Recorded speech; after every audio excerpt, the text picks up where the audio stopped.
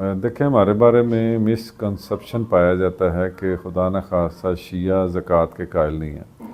ایسا بالکل نہیں ہے، شیعہ زکوٰۃ کے بھی قائل ہیں، بلکہ 10ویں پارے کی سب سے پہلی آیت اگر آپ پڑھیں گے تو وہ خمس کے بارے میں ہے۔ اس میں اللہ تعالیٰ ارشاد فرماتا ہے کہ جو مال غنیمت تمہارے پاس بچ جائے اس کا 5واں حصہ آپ راہ خدا میں خرچ کریں۔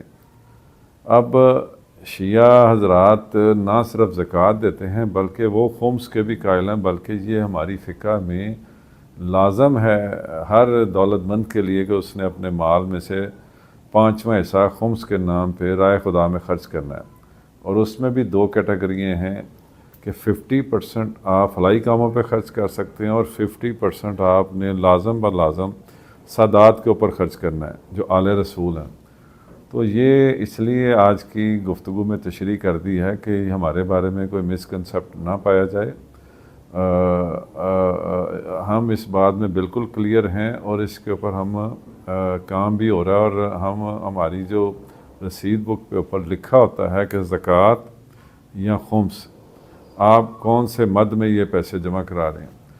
تو ایک تو یہ چیز کلیئر ہو گئی۔ دوسرا یہ ہے کہ اسی تصویر کا دوسرا رخ یہ ہے کہ اگر آپ اللہ کے دیے ہوئے مال کو اس کی راہ میں خرچ نہیں کرتے تو وہ آپ کے لیے وہی مال روز آخر آپ کے گلے کا پھندا بنے گا، اور وہ آپ کو جنت سے جانے سے روک دے گا۔ جس مال سے آپ دنیا میں رہتے ہوئے جنت خرید سکتے تھے، حاصل کر سکتے تھے، آپ نے وہ موقع گنوا دیا، اور اسی مال کی وجہ سے جو مال اللہ نے آپ کو دیا تھا دوسروں کے اوپر خرچ کرنے کے لیے، اس مال کو آپ نے جوڑ کے اکٹھا کر کے چھوڑ کے چلے گئے دنیا سے، اور وہ مال آپ کو جنت سے جانے سے روک دے گا، اور وہی مال کی وجہ سے آپ کو جہنم میں پھینک دیا جائے گا۔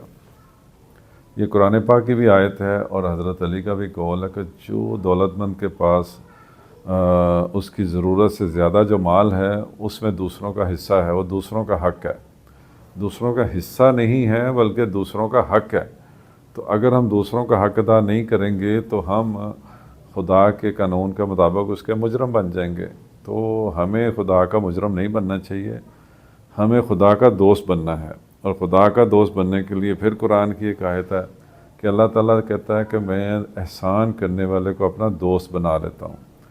تو میرے خیال سے ہمیں یہ اپرچونٹی مس نہیں کرنی چاہیے، ہمیں دوسروں کے اوپر احسان کرتے ہوئے خدا کے دوستی کا خدا کا دوست بن جانا چاہیے، تاکہ ہمیں خدا اون کر لے۔ اور خدا جب یہ کہے گا کہ یہ میرا دوست ہے تو اس سے بڑا تو دنیا میں کائنات میں کوئی اور اعزاز ہو نہیں سکتا۔